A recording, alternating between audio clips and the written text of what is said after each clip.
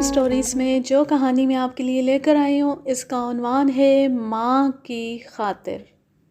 اس کے مصنف ہیں انسپکٹر احمد یار خان، اور اس کہانی کا مختصر سا تعارف یہ ہے: اس عورت نے میرے لیے بہت جھوٹ بولے تھے، مخبری اور سراغ رسانی کے لیے بہت ایکٹنگ کی تھی، اپنے اندھے خاوند کی بہت خدمت کی تھی، مگر اب وہ مجرم تھی۔ میں اس کے لیے جھوٹ بولنے پر تیار ہو گیا۔ یہ قتل اور اغوا جیسے سنگین جرم کی کہانی ہے جو سنانے سے پہلے میں آپ سے گزارش کروں گا کہ اسے جرم اور سراغ رسانی کی ایک دلچسپ کہانی سمجھ کر ہی نہ پڑھیں۔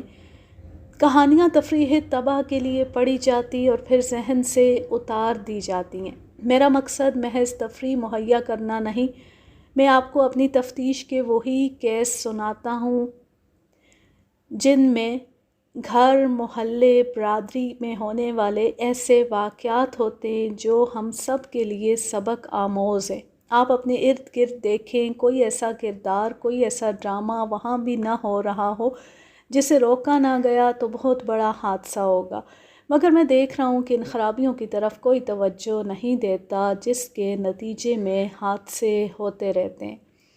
مجھے 3 سال پہلے کا ایک واقعہ یاد آ گیا ہے۔ پاکستان کے ایک گاؤں نما قصبے میں ایک جوان بیوی ریوالور کی گولی سے ماری گئی۔ خاوند نے بیان دیا کہ یہ ریوالور ایک دیوار کی کھدائی سے نکلا تھا۔ بیوی نے اٹھا لیا اور ٹریگر دبا دیا۔ نالی بیوی کے سینے کی طرف تھی۔ معلوم نہیں تھا کہ ریوالور میں گولی ہے۔ گولی نکلی اور بیوی کے سینے سے پار ہو گئی۔ بیوی کو جلدی دفن کر دینے کی کوشش کی گئی، لیکن بیوی کا باپ جو پولیس کا ریٹائرڈ سب انسپکٹر تھا، تھانے چلا گیا اور معاملہ پولیس کے آگے رکھ دیا۔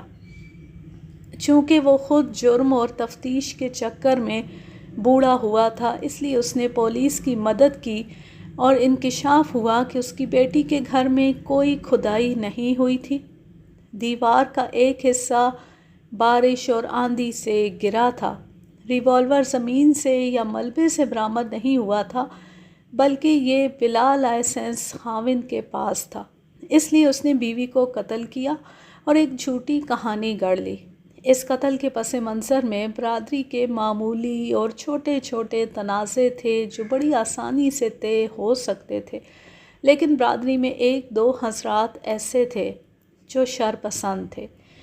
یہ حادثہ تو ضمناً یاد آ گیا۔ میں آپ کو ایک پرانی واردات سناتا ہوں۔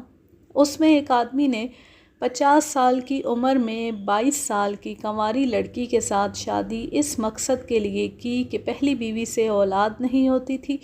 یہ بھی ایک گاؤں نما قصبے کی واردات ہے۔ میں یہاں کے تھانے کا انچارج تھا۔ مسافاتی دیہات بھی میرے تھانے میں آتے تھے۔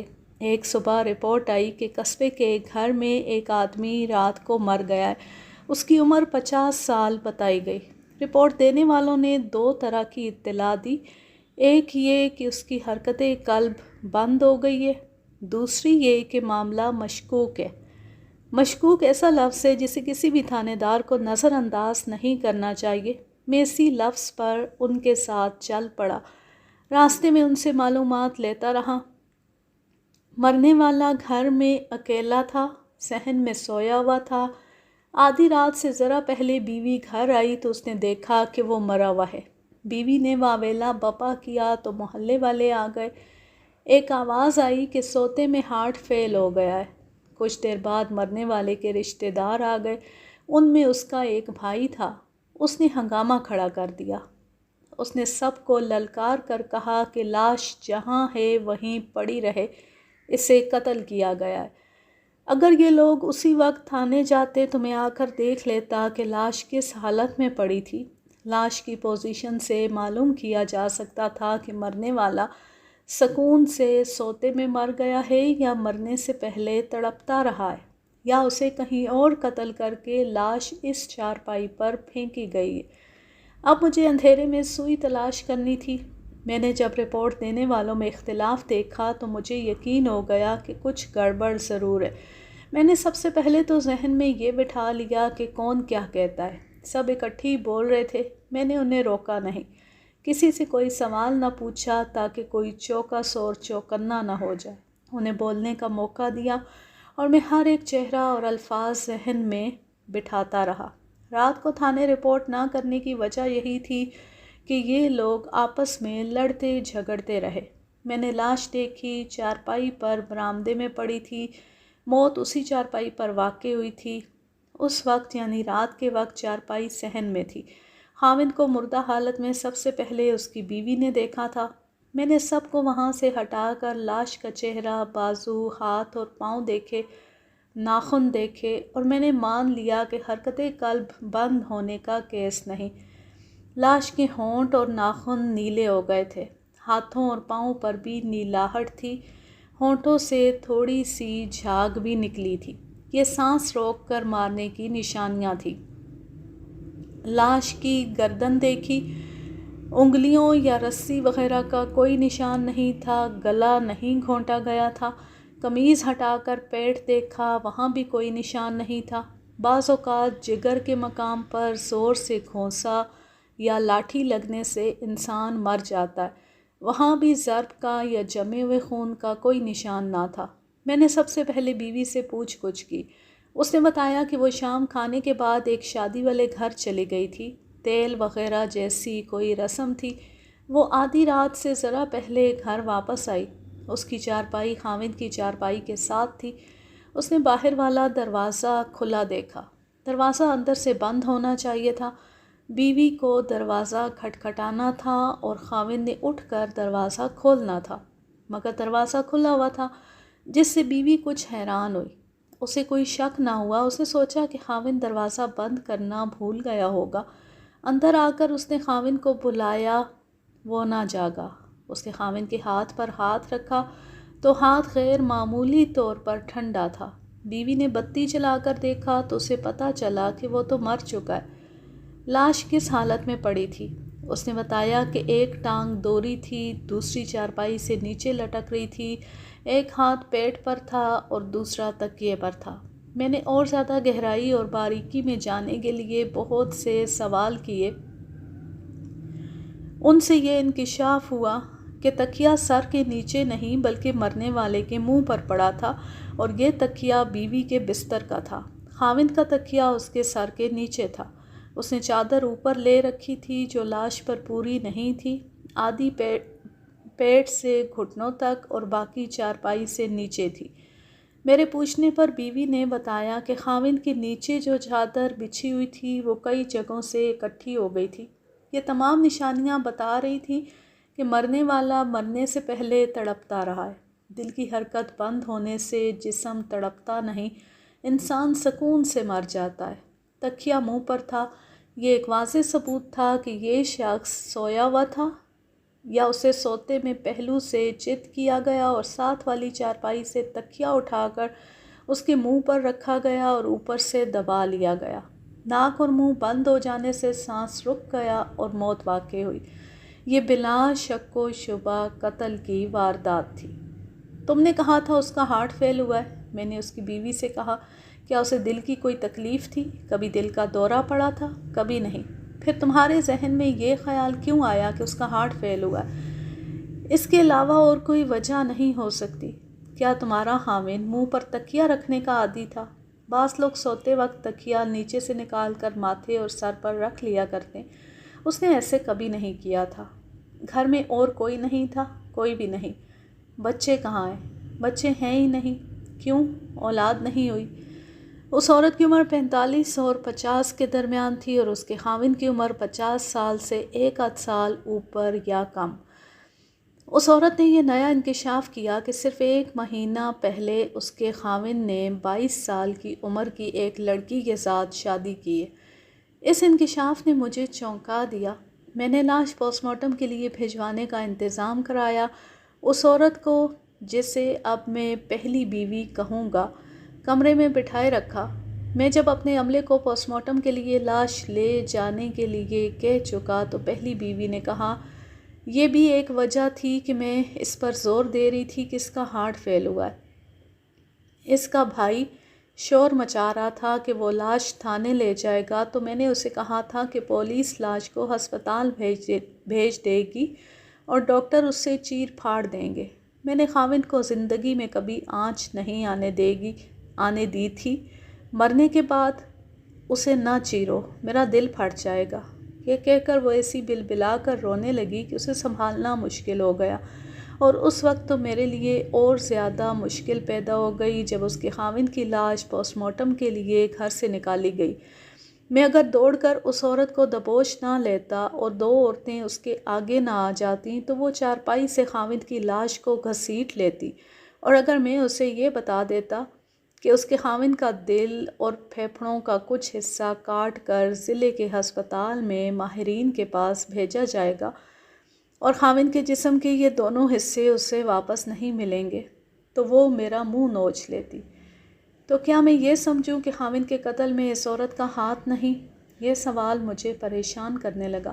اس کے ساتھ ہمارے معاشرے کا وہی کردار سامنے آ گیا جو قتل اور خودکشی کے باعث بنتا چلا آیا اور بنتا چلا جا رہا ہے۔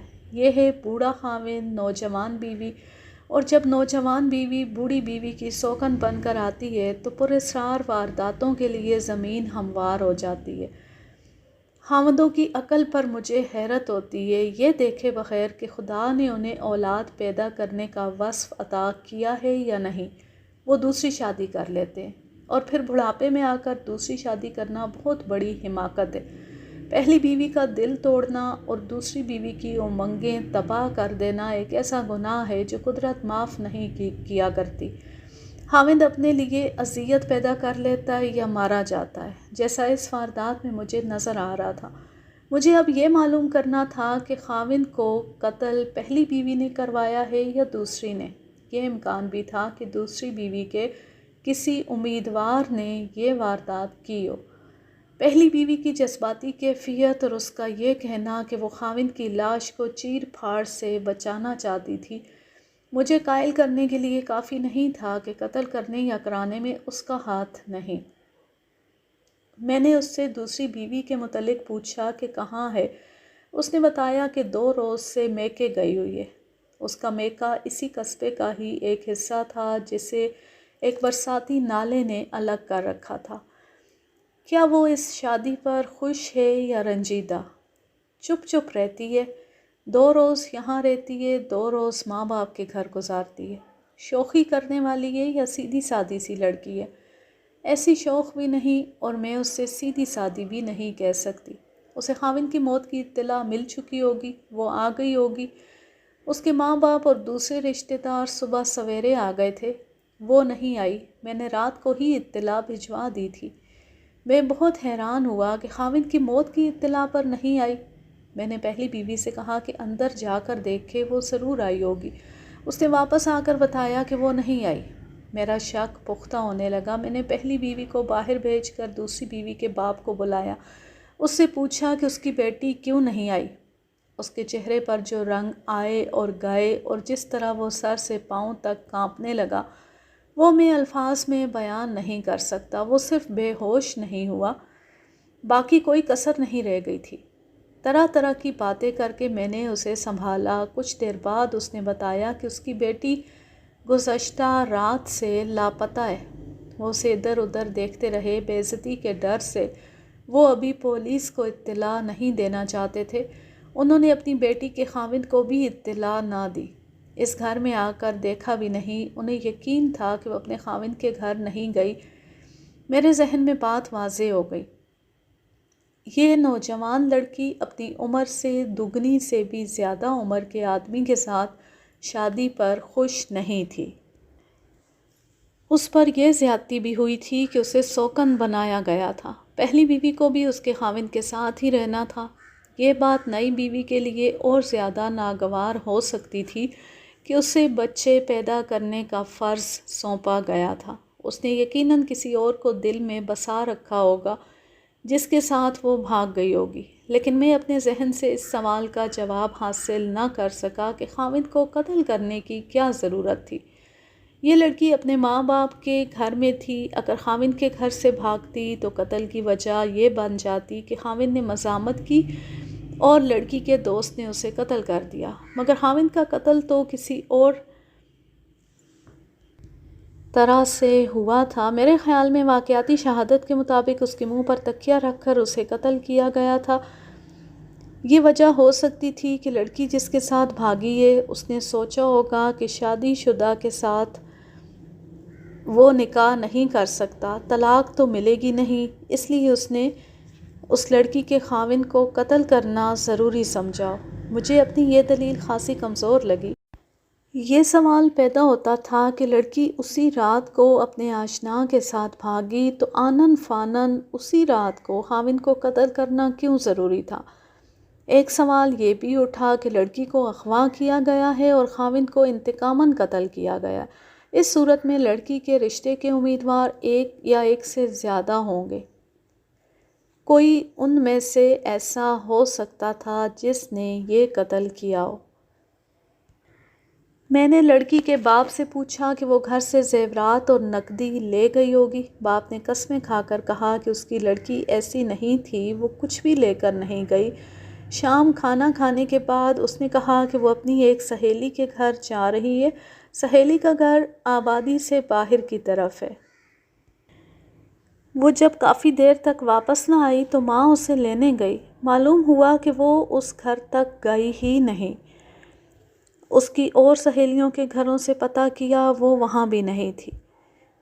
میں نے اس لڑکی کی یعنی دوسری بیوی کی ماں کو بلا لیا، باپ کو باہر بھیج دیا۔ کوئی باپ اپنی بیٹی کے چال چلن کو برا نہیں کہتا۔ بعض باپ اپنی بیٹیوں کی ذاتی سرگرمیوں اور میل ملاپ سے واقف بھی نہیں ہوتے۔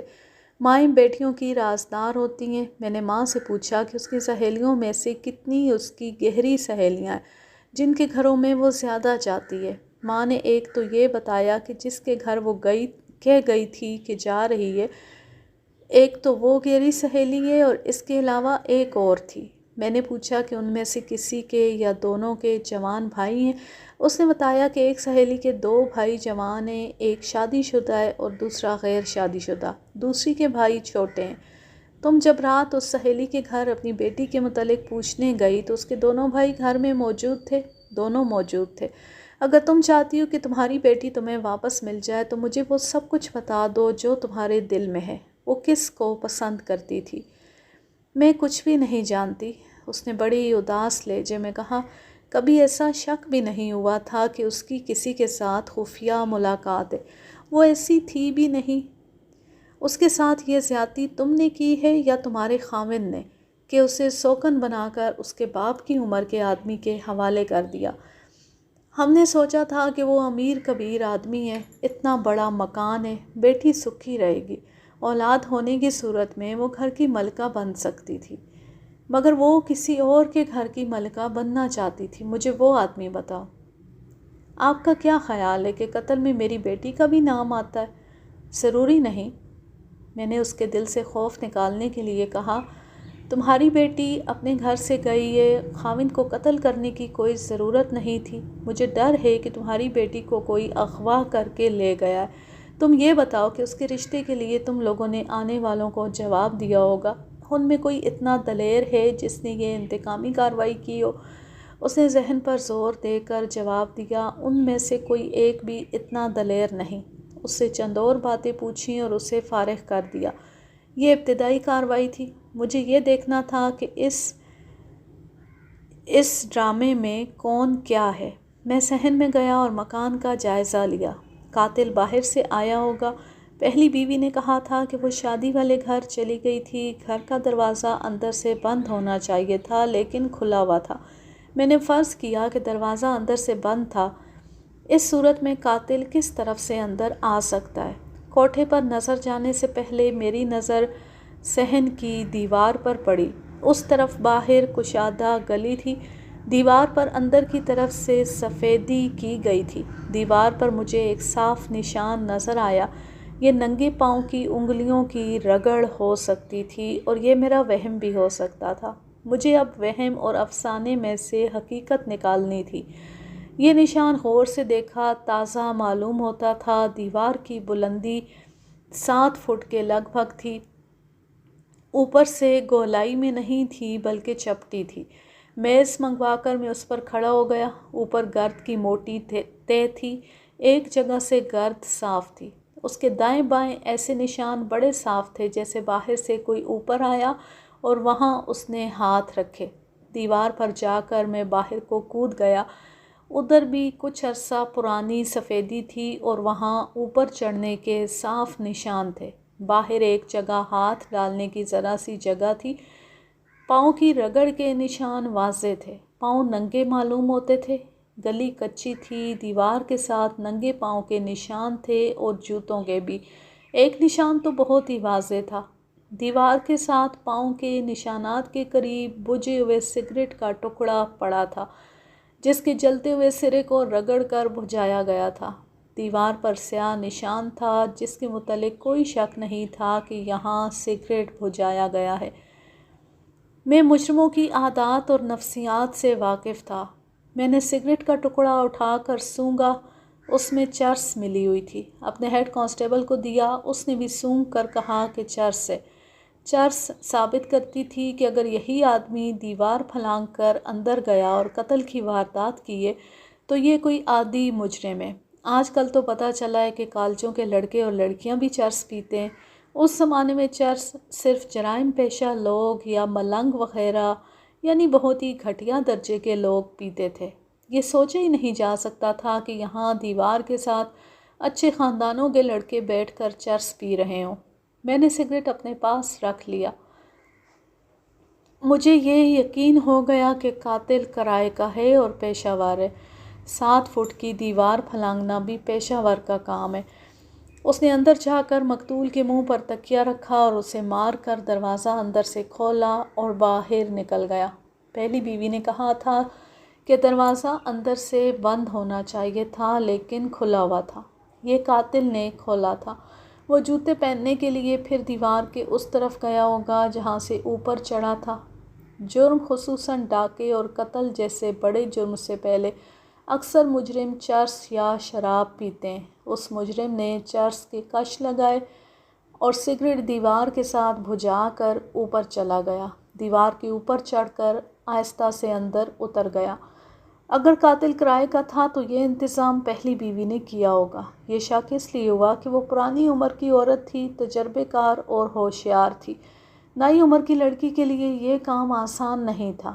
یہاں یہ بتا دینا ضروری ہے کہ لڑکی کا گھرانہ متوسط درجے سے ذرا کم ہی تھا۔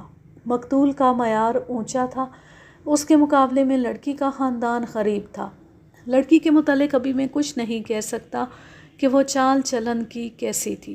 یہ رائے میں نے ضرور قائم کر لی تھی کہ عورت ذات جب انتقامی کارروائی پر اتر آتی ہے تو کمرے میں بند کی ہوئی بلی کی طرح ایسا جوابی حملہ کرتی ہے کہ انسان دنگ رہ جاتا ہے۔ میں نے ان 2 آدمیوں کو معلوم کر کے الگ کر لیا جو پہلی بیوی کے واویلے پر اس کے گھر میں آئے تھے۔ انہوں نے بتایا کہ آدھی رات سے ذرا پہلے انہیں پڑوس میں اس عورت کی چیخو پکار سنائی دی۔ دونوں ایک دوسرے کے پیچھے یہاں آ گئے۔ انہوں نے یہ دیکھا کہ پہلی بیوی اپنا سینہ پیٹ رہی تھی۔ لاش کے منہ پر تکیہ نہیں تھا جو پہلی بیوی نے اٹھا کر دوسری چارپائی پر رکھ دیا ہوگا۔ لاش کی پوزیشن انہوں نے وہی بتائی جو پہلی بیوی بتا چکی تھی۔ بیوی نے انہیں بتایا کہ وہ شادی کے گھر سے آئی تو خاوند کو اس حالت میں دیکھا۔ ان آدمیوں نے لاش کو اپنی عقل کے مطابق دیکھا، گردن بھی دیکھی، جسم بھی دیکھا۔ انہیں کہیں بھی ضرب یا زخم نظر نہ آیا۔ بیوی نے کہا کہ شاید اس کا ہارٹ فیل ہو گیا ہوگا۔ انہوں نے کوئی شک نہ کیا، لاش سیدھی کی اور چارپائی اٹھا کر برآمدے میں کر دی۔ پھر محلے کی عورتیں آنے لگیں۔ چند اور مرد آ گئے جو عورتوں کو دیکھ کر باہر چلے گئے۔ ان 2 آدمیوں میں ایک مجھے خاصا سیانہ لگا۔ میں نے اس سے پوچھا کہ اس کا تجربہ کیا کہتا ہے، یہ حرکت قلب بند ہونے کا کیس ہے یا قتل کا؟ اس نے جواب دیا، میں اس وجہ سے اسے دل کی حرکت بند ہونے کا کیس سمجھا تھا کہ 50 سال کی عمر میں 22 سال کی لڑکی کے ساتھ شادی کرنا اور جس بیوی نے 30 سال غلاموں کی طرح ساتھ نبھایا اس کے ساتھ شرمندگی کی حالت میں رہنا دل کی حرکت بند کرنے کے لیے کافی ہوتا ہے۔ مقتول شریف آدمی تھا۔ بدمعاش آدمی بہت کچھ برداشت کر لیتے ہیں۔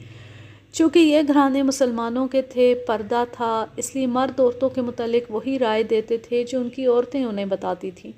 ان دونوں نے اپنی عورتوں کی زبانی بتایا کہ دوسری بیوی غریب گھرانے کی ہے، خوبصورت ہے، چالاک نہیں، پہلی بیوی زیادہ عمر کی وجہ سے تجربے کار ہے، لیکن یہ نہیں کہا جا سکتا کہ وہ اتنا بڑا جرم کر سکتی ہے، وہ اتنی ہوشیار نہیں، اپنی قسمت کا رونا روتی ہے کہ اس کی اولاد نہ ہوئی، اس نے کسی سے شکایت نہیں کی، اس کے خاوند نے دوسری شادی کر لی۔ یہ بھی سنا گیا ہے کہ اپنے خاوند کو ہر وقت اداس دیکھ کر اس نے اسے بخوشی دوسری شادی کی اجازت دی تھی۔ ان سے بہت سی معلومات لے کر میں نے اپنی ضرورت کے مطابق آدمی جمع کیے اور انہیں تھانے چلنے کو کہا۔ ان میں پہلی بیوی کے 2 بھائی تھے، مقتول کا ایک بھائی، دوسری بیوی کا باپ اور محلے کے یہ 2 آدمی تھے جو پہلی بیوی کے شور کرنے پر پہنچے تھے۔ ان سے تو ادھر ادھر کی ضروری معلومات لینی تھی، صحیح اطلاعات کے لیے اپنے مخبروں کو استعمال کرنا تھا۔ ان میں 2 عورتیں تھیں۔ تھانے میں جا کر میں نے ذرا سکون سے سوچا تو سب سے پہلے دل سے یہ دعا نکلی کہ یہ موت قدرتی نکلے اور پوسٹ مارٹم رپورٹ ثابت کر دے کہ یہ قتل نہیں، مرنے والے نے خود ہی تکیہ اپنے منہ پر رکھ لیا ہو، جس نے سوتے میں اس کا سانس روک دیا۔ اس کے بعد میرے دماغ میں یہ خیال آیا کہ پہلی بیوی کے لیے قتل کا یہ جواز ہو سکتا ہے کہ جائیداد خاوند کے نام پر ہوگی۔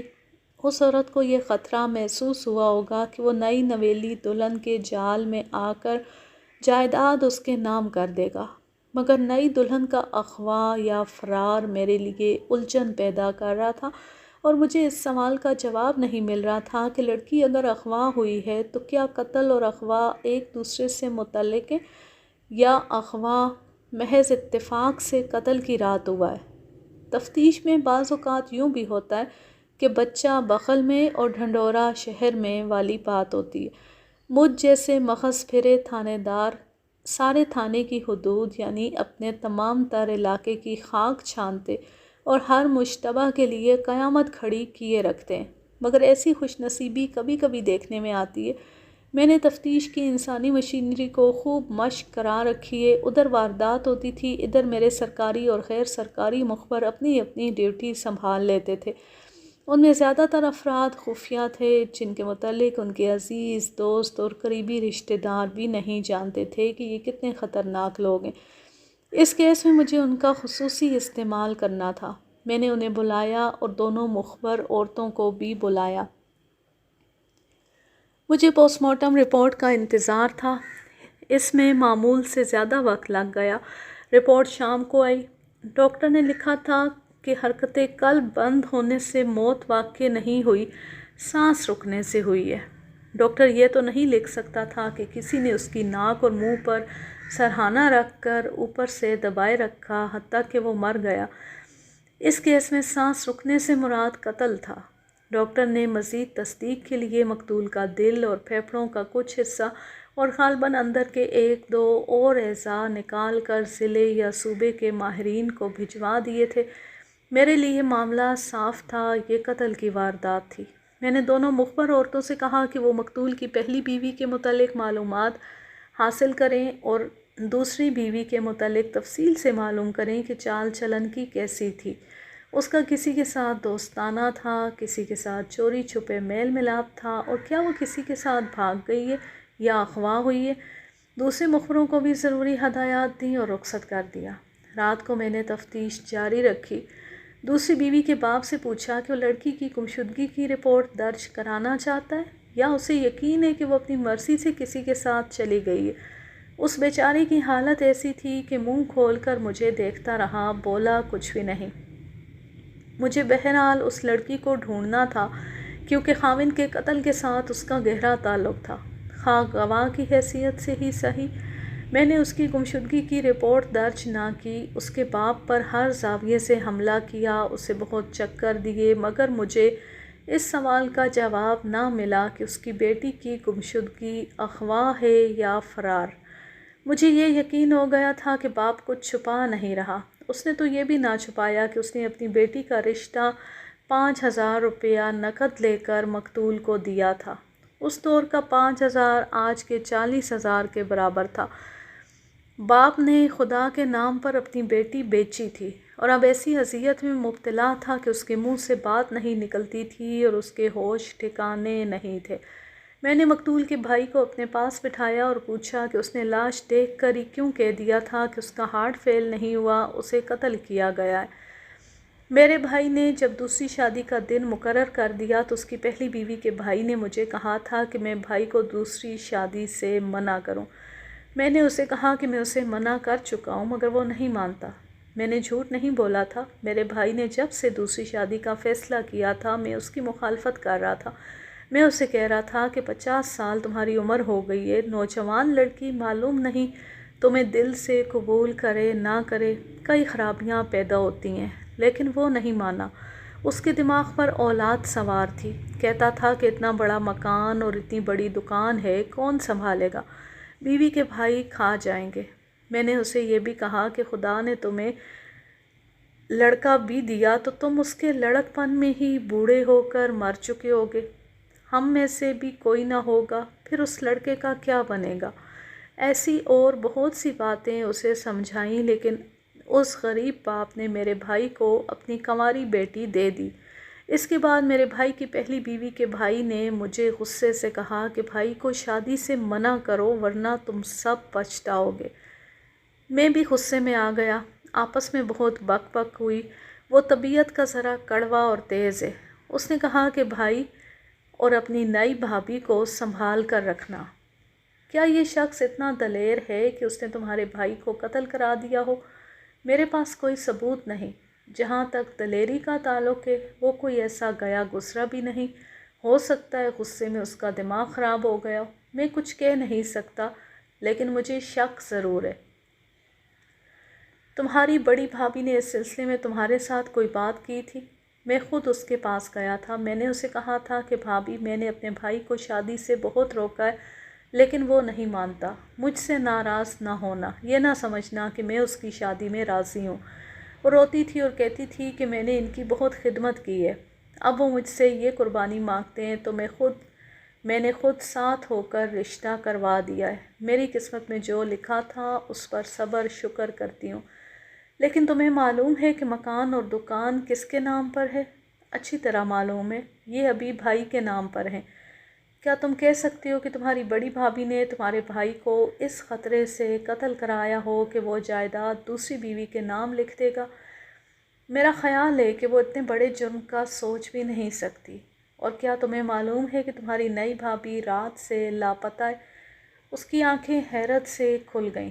کچھ دیر تک وہ بول بھی نہ سکا۔ اسے معلوم نہیں تھا کہ نئی دلہن غائب ہے۔ وہ جب بولا تو اس نے کہا، مجھے بھائی کے گھر جا کر دیکھنا پڑے گا کہ زیورات اور نقدی تو نہیں لے گئی۔ وہ ضرور لے گئی ہوگی۔ اگر وہ نہیں لے گئی اور خود نہیں بھاگی تو اسے میری بڑی بھابھی کے بھائی نے غائب کرایا ہے۔ تم ابھی بھائی کے گھر جاؤ اور ایک تو یہ معلوم کرو کہ گھر سے زیورات، نقدی اور جائیداد کے کاغذات غائب ہیں یا موجود ہیں، اور دوسرے یہ معلوم کرو کہ اس لڑکی کا گھر میں رویہ کیسا تھا۔ اس کے علاوہ اور کوئی بات معلوم کر سکو تو کرو اور جتنی جلدی ہو سکے مجھے بتاؤ۔ اسے بھیج کر میں نے پہلی بیوی کے اس بھائی کو بلایا جس نے مقتول کے بھائی کو دھمکی دی تھی۔ اس کے ساتھ مجھے استادی سے تفتیش کرنی تھی، کچھ اگلوانا تھا۔ اس نے مقتول کی دوسری بیوی کے خلاف خوب زہر اگلا۔ اسے میں نے روکا نہیں اور اس کے جو منہ میں آیا وہ کہتا چلا گیا۔ میں نے اسے کہا کہ وہ اپنے میکے میں تھی، خاوند کی موت کی خبر سن کر آئی ہوگی۔ اس نے بیکار سا جواب دیا۔ اسے معلوم نہیں تھا کہ لڑکی غائب ہے۔ میں نے اسے کہا کہ اگر وہ بد چلن ہے تو مجھے صرف ایک آدمی بتا دو جس کے ساتھ اس کے تعلقات ہیں۔ وہ بغلیں جھانکنے لگا۔ میں اس کے پیچھے پڑ گیا اور یہ بھی کہا کہ وہ کسی کا نام بتائے، کیونکہ مجھے شک ہے کہ تمہارے بہنوئی کو اسی لڑکی نے اپنے کسی آشنا سے قتل کرایا ہے۔ اس کی کوئی نشاندہی نہ کی، وہ غلط بیانی کر رہا تھا۔ میں نے اسے اپنے سوالوں کی لپیٹ میں لینا شروع کر دیا اور میں نے جب اسے وہ دھمکی یاد دلائی جو اس نے مقتول کے بھائی کو دی تھی تو پہلے اس نے انکار کیا، پھر میری جرح سے گھبرا کر فضول سی ہنسی ہنس پڑا اور کہنے لگا وہ تو غصے کا اظہار تھا، میں اسے ڈرا رہا تھا، مجھے امید تھی کہ وہ اپنے بھائی کو بتائے گا تو وہ شادی سے باز آ جائے گا۔ میں نے اسے ڈھیلا نہیں چھوڑا، وہ اکھڑ گیا اور ہکلانے لگا۔ میں نے سوالوں میں ہیرا پھیری کی، اسے بہت چکر دیے، وہ اکھڑتا ہی چلا گیا اور اپنے خلاف میرے شک کو پختہ کرتا گیا، مگر یہ صرف شک تھا، اس کے منہ سے میرے کام کی کوئی بات ابھی نہیں نکلی تھی۔ میں نے اسے مشتبہ قرار دے دیا۔ پہلی بیوی کا ایک بھائی اور بھی تھا، اسے بلایا، وہ بھی تھانے میں موجود تھا، لیکن میں جلدی جان گیا کہ مولوی قسم کا آدمی ہے اور اس قتل کے ساتھ اس کا کوئی تعلق نہیں۔ میں نے اسے اور ان سب کو جنہیں میں نے تھانے بٹھائے رکھا تھا گھروں کو جانے کی اجازت دے دی۔ پہلی بیوی کے ایک بھائی کو حراست میں تو نہ لیا، تھانے میں ہی سلانے کا انتظام کر دیا۔ اسے میں گرفتار نہیں کر سکتا تھا لیکن چھوڑ بھی نہیں سکتا تھا۔ میں نے بھی چھٹی کی۔ شام کو تھانے میں آتی میں نے ASI اور ہیڈ کانسٹیبل سے کہہ دیا تھا کہ شہر اور ارد گرد کے جرائم پیشہ اور سزا یافتہ افراد کو تھانے میں بلا لیں اور تھانے کے علاقے کے نمبرداروں اور چوکیداروں سے بھی کہہ دیں کہ ایک لڑکی کا دھیان رکھیں جو شہر سے اغوا یا فرار ہوئی ہے۔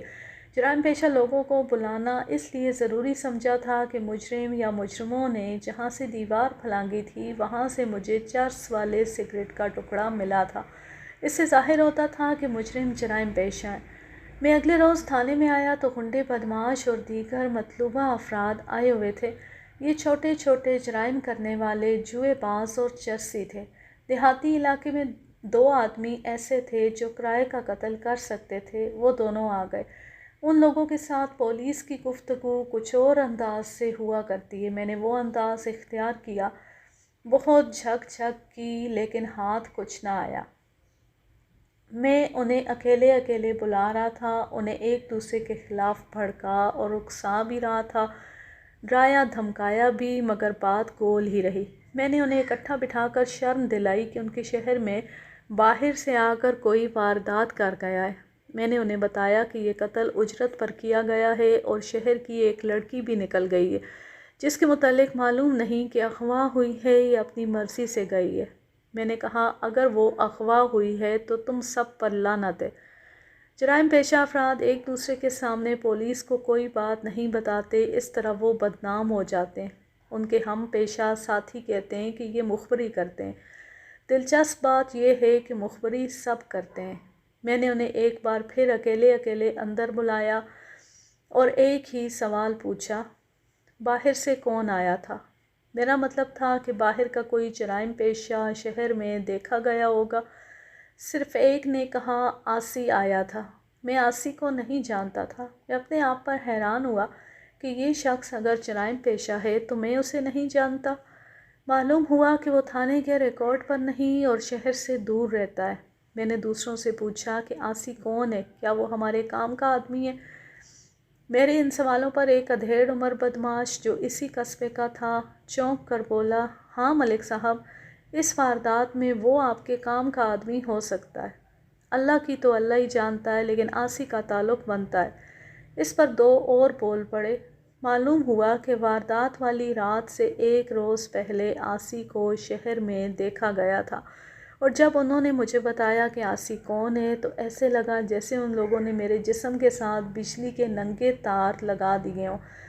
انہوں نے بتایا کہ آسی مقتول کی پہلی بیوی کے پہلے خاوند کا بیٹا ہے۔ اس کا نام آصف علی ہے اور اسے آسی کہتے تھے۔ مجھے بتایا گیا کہ مقتول کی پہلی بیوی کی پہلے کسی اور سے شادی ہوئی تھی، اس کا ایک بیٹا پیدا ہوا جو یہ آسی تھا۔ یہ 4-5 سال کا ہوا تو اس کا باپ مر گیا۔ اس کی ماں کی عمر ابھی 22-23 سال ہی ہوئی تھی۔ برادری نے اس کی شادی مقتول کے ساتھ کر دی۔ آسی آوارہ ہو گیا اور لڑک پن میں بری بیٹھک میں چلا گیا، وہاں سے واپس نہ ہوا۔ نوجوانی تک وہ استادوں کے پاس پہنچ چکا تھا۔ قتل کی اس واردات کے وقت وہ ایک گروہ کے ساتھ تھا، لیکن ان لوگوں نے بتایا کہ ابھی اکیلے واردات کرنے کے قابل نہیں ہوا، اگرچہ وہ گروہ کے لیے مخبری کرتا اور ہر طرح کی مدد کرتا ہے۔ یہ بھی بتایا گیا کہ وہ شہر میں کبھی کبھی آتا ہے، ماں سے، ماموں سے اور کسی رشتہ دار سے نہیں ملتا، برادری اسے دھتکار چکی ہے۔ یہ انکشاف میرے لیے بڑا قیمتی تھا۔ اس کے ساتھ ہی ان لوگوں نے ایک اور انکشاف کیا، وہ یہ تھا کہ اسے کئی بار شبو کے ساتھ باتیں کرتے دیکھا گیا۔ اس موقع پر ایک نے بتایا کہ پرسوں یعنی قتل کی رات سے پہلے دن اسے شبو کے ساتھ باتیں کرتے دیکھا گیا تھا۔ شبو میری ایک مخبر عورت تھی۔ میں نے 2 مخبر عورتوں کو سراغ رسانی کی ڈیوٹی دے رکھی تھی، ان میں سے ایک شبو تھی۔ یہ تو گھر کا قصہ تھا۔ آسی کے متعلق مجھے شبو سب کچھ بتا سکتی تھی۔ اس سے پہلے کسی نے آسی کا نام تک نہیں لیا تھا۔ مجھے شک ہونے لگا کہ آسی کو قتل کے لیے استعمال کیا گیا ہوگا۔ یہ ماں یعنی مقتول کی پہلی بیوی بھی کر سکتی تھی، اور آسی کا یہ ماموں بھی، جسے میں نے مشتبہ سمجھ کر بٹھا رکھا تھا۔ میں نے ان جرائم پیشہ اشخاص سے آسی کے متعلق کچھ اور معلومات حاصل کیں اور شبو کا انتظار کرنے لگا۔ اس سے بات کیے بغیر میں پہلی بیوی کے مشتبہ بھائی اور پہلی بیوی سے کوئی بات نہیں کرنا چاہتا تھا۔ شام سے کچھ دیر پہلے ہی شبو نہ آئی، دوسری عورت آ گئی۔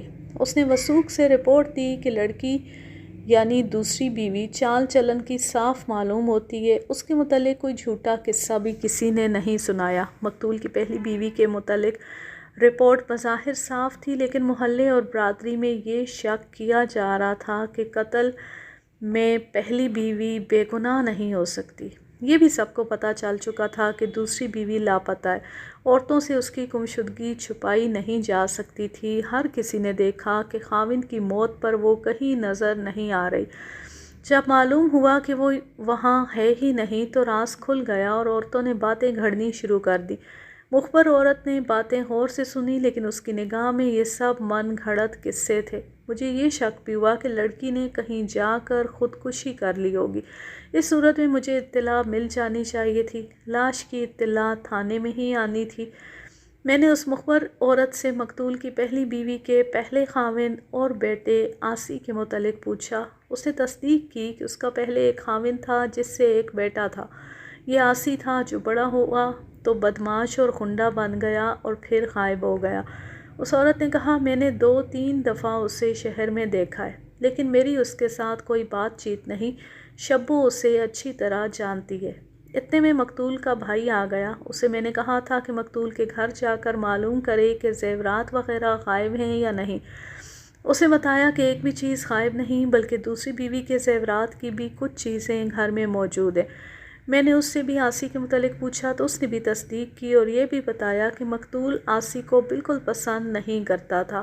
قتل سے بہت عرصہ پہلے کی بات ہے کہ آسی اپنی ماں سے ملنے آیا تھا۔ مقتول نے اسے بہت برا بھلا کہا اور اسے گھر میں بیٹھنے بھی نہیں دیا۔ اس وقت اتفاق سے یہ بھائی مقتول کے گھر میں موجود تھا۔ پہلی بیوی یعنی آسی کی ماں بہت روئی تھی۔ کیا یہ ممکن ہو سکتا ہے کہ قتل میں آسی کا ہاتھ ہو؟ میں کچھ کہہ نہیں سکتا۔ مجھے یہ بھی معلوم نہیں کہ وہ غنڈہ گردی اور بدمعاشی کرتا ہے یا نہیں، یا کہیں نوکری چاکری کرتا ہے۔ بتا سکتا ہوں کہ کبھی کبھار ماں سے ملنے آتا ہے۔ اس کی ماں کے بھائی بھی اسے منہ نہیں لگاتے۔ پھر شبو بھی آ گئی۔ میں اسے الگ لے گیا۔ اسے فوراً نہیں کہا کہ وہ آسی کو جانتی ہے اور اس کے متعلق کچھ بتائے۔ مخبر عورتیں اور مرد بے شک پولیس کے لوگ ہوتے ہیں، لیکن عقل والے تھانے دار ان کی ہر رپورٹ کو سچ نہیں مان لیا کرتے، کیونکہ یہ لوگ صاف چال چلن کے نہیں ہوتے۔ بعض جرائم پیشہ منہ مانگے پیسے دے کر ان کے منہ بند کر دیتے اور ان کی زبان سے پولیس کو گمراہ کراتے ہیں۔ پولیس کے لیے مخبر کا وجود ضروری ہوتا ہے، لیکن مخبر مشکوک بھی ہوتا ہے۔ میں نے پہلے شبو کی رپورٹ سنی۔ اس نے دوسری بیوی کے متعلق جو رپورٹ دی وہ اس سے مختلف تھی جو مجھے دوسری مخبر عورت دے چکی تھی۔ اس نے بتایا کہ لڑکی چال باز ہے، شادی سے پہلے صاف نہیں تھی، وہ اپنی مرضی سے گئی ہے۔ شبو نے اپنی رپورٹ صحیح ثابت کرنے کے لیے بہت سے زبانی ثبوت پیش کیے اور مجھے شک میں ڈال دیا۔ اس نے یہ بھی کہا کہ مقتول کے ساتھ شادی کر کے یہ لڑکی 2-3 روز خاوند کے پاس رہتی تھی اور 2-3 روز ماں باپ کے گھر۔ میں نے اس کی یہ بات مان لی۔ یہی بات مجھے مقتول کی پہلی بیوی بتا چکی تھی۔ شبو نے لڑکی کے متعلق چند ایک غلیظ باتیں بھی کیں۔ شبو، یہ آسی کون ہے؟ آسی؟ اس نے حیران ہو کر کہا، کون آسی؟ میں تو کسی آسی کو نہیں جانتی۔ میں جانتا ہوں، میں نے کہا اور شبو کے چہرے کو غور سے دیکھا۔ وہ بہت ہی چالاک عورت تھی۔ وہ گھبرائی تو نہیں، لیکن میں نے اس کے چہرے کے رنگ کی تبدیلی دیکھ لی۔ میں اس سے کچھ زیادہ چالاک تھا۔ اس نے مجھے نمایاں شک میں ڈال دیا۔ میں نے ذرا محتاط ہو کر اس سے بات کی۔ میں اسے جانتا ہوں شبو، سنا ہے وہ مقتول کی پہلی بیوی کا پہلی شادی سے بیٹا ہے۔ مجھے اس کے متعلق اس سے زیادہ کچھ بھی معلوم نہیں۔ تمہیں کچھ علم ہو تو بتاؤ۔ ہاں، یاد آ گیا، میں نے اسے عرصہ ہوا دیکھا تھا۔ کبھی خیال نہیں کیا کہاں چلا گیا ہے۔ اتنا یاد ہے اس عورت کا ایک بیٹا ہوا کرتا تھا۔ آج آپ سے پتہ چلا ہے کہ اس کا نام آسی تھا۔ اس نے موضوع کو گول کرنے کے لیے دوسری باتیں شروع کر دیں۔ ٹھہرو شبو، تم نے مقتول کی دوسری بیوی کے چال چلن کے متعلق جو رپورٹ دی ہے وہ ایسی ہے کہ مجھے ان لوگوں سے بھی پوچھنا پڑے گا جنہوں نے تمہیں بتایا ہے کہ لڑکی چال باز ہے اور شادی سے پہلے صاف نہیں تھی۔ مجھے 2-3 آدمی یا عورتیں بتا دو۔ وہ سب پولیس سے ڈرنے والے لوگ ہیں۔ میں ان کے نام بتا دوں گی، لیکن آئندہ میں ان لوگوں سے کوئی بات معلوم نہیں کر سکوں گی، میرا اعتبار ٹوٹ جائے گا۔ میں نے شک کی بنا پر اس پر جرح شروع کر دی، لیکن ایسے انداز سے کہ اسے شک نہ ہو کہ میں اس پر شک کر رہا ہوں۔ میں بالکل بھولا اور انجان بن گیا اور اس کا انداز ایسا ہو گیا جیسے مجھے نہیں بلکہ کسی بچے کو کوئی بات سمجھا رہی ہو۔ اس سے میرا شک پختہ ہوتا گیا۔ شبو، تم جو کچھ سوچ کر آئی تھی وہ تم نے کہہ لیا ہے۔ اب کام کی باتیں کریں۔ یہ یاد کر لو کہ ایک آدمی قتل ہو گیا اور ایک لڑکی لاپتہ ہے جو مقتول کی بیوی تھی۔ تم جانتی ہو کہ یہ معمولی چوری چکاری یا کسی کے لڑائی جھگڑے کی واردات نہیں۔ یہ بھی یاد کر لو کہ یہ علاقہ ہندوؤں کا ہے اور میں مسلمان ہوں، تم بھی مسلمان ہو۔ ہندوؤں کے دل میں میرے خلاف دشمنی ہے۔ اگر کوئی میرا سگا عزیز مشتبہ ہوگا تو میں اسے بھی نہیں بخشوں گا۔ تم اب ذرا دل کو صاف کر کے بات کرو۔ تم آسی کو نہ صرف جانتی ہو بلکہ کئی بار اس کے ساتھ تمہاری باتیں بھی ہوئی ہیں۔ جھوٹ بولنے سے پہلے سوچ لینا کہ یہ اطلاع مجھے تم جیسے مخبروں نے دی ہے۔ اس شہر میں مخبر بھی ہیں، مجرم بھی ہیں، اور ان میں ایسے بھی ہیں جن کی نظریں تم سے زیادہ گہری ہیں۔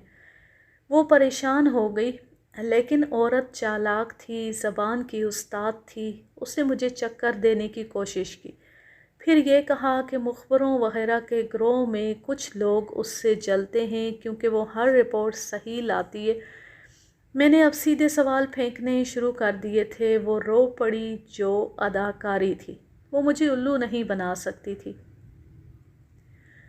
تم نے آخری بار آسی کو کب دیکھا تھا؟ سوچ سمجھ کر جواب دینا۔ اب تم مخبر نہیں، مشتبہ ہو۔ اس تھانے سے اب باہر نہیں جا سکو گی۔ بتاؤ تم نے اسے کب دیکھا تھا؟ کہہ تو رہی ہوں کہ اسے دیکھے ہوئے عرصہ ہو گیا ہے، اس نے مظلوموں کے لہجے میں جواب دیا، اور یہ عرصہ صرف 2 دن کا ہے۔ قتل اور اغوا سے پہلے وہ تمہیں ملا تھا۔ وہ ادھر ادھر دیکھنے لگی۔ اب وہ گھبرا رہی تھی۔ اگر وہ تمہیں ملا تھا تو چھپانے کی کیا ضرورت ہے؟ یہ کوئی جرم تو نہیں؟ اس کی چالاکی ختم ہو چکی تھی۔ ذرا سوچ کر بولی، راستے میں مل گیا تھا، کوئی خاص بات نہیں ہوئی، مجھے دیکھ کر رک گیا، خیر خیریت پوچھی اور چلا گیا۔ اس کا مطلب یہ ہے کہ تمہیں وہ اتنی اچھی طرح جانتا ہے کہ اس نے خیر خیریت پوچھنے کی ضرورت محسوس کی۔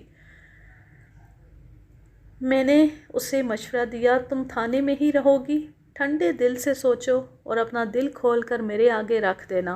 دیکھو شبو، ہم ایک دوسرے کی مدد کرتے ہیں تو بچوں کا پیٹ پالتے اور عزت کی زندگی بسر کرتے ہیں۔ تم نے میری اور میرے محکمے کی بہت خدمت کی ہے، میں تمہاری خدمت کروں گا، لیکن مجھے بچہ سمجھ کر چکر دینے کی کوشش نہ کرو۔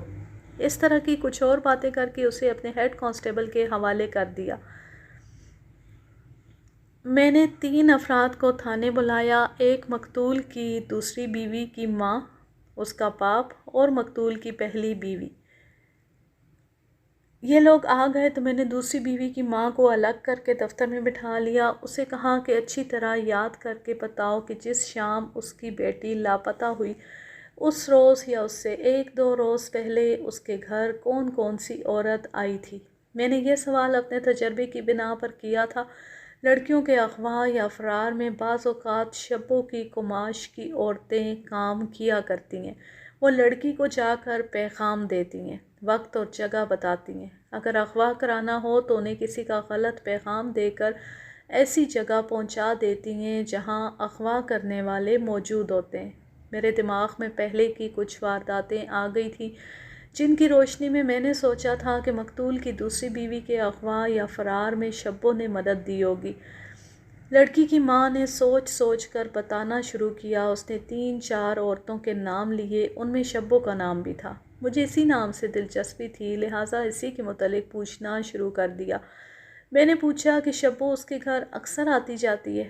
اس نے بتایا کہ وہ اسے اتنا ہی جانتی ہے کہ اس کا خاوند چیچک سے اندھا ہو گیا تھا اور شبو محنت مزدوری کر کے گزارا کرتی ہے۔ شبو کو وہ غریب عورت سمجھتی تھی۔ مخبر عورتوں کی یہی خوبی تھی کہ وہ غریب اور مظلوم بنی رہتی تھی۔ میرے سوال کے جواب میں دوسری بیوی کی ماں نے بتایا کہ شبو ان کے گھر زیادہ نہیں آتی جاتی، قتل کے روز آئی تھی اور اس سے 1-2 روز پہلے بھی آئی تھی۔ اس نے تمہاری بیٹی کے ساتھ الگ ہو کر کوئی بات کی تھی؟ وہ دراصل میری بیٹی کے پاس ہی بیٹھی رہی تھی، میں کسی کام سے باہر نکل گئی تھی۔ تمہاری بیٹی جب شام کے بعد گھر سے نکلی تو تمہیں کیا بتا کر گئی تھی؟ اس نے جو کچھ کہا تھا وہ بتاؤ۔ اس نے اپنی سہیلی کا نام لے کر کہا تھا کہ اس کے گھر جا رہی ہوں۔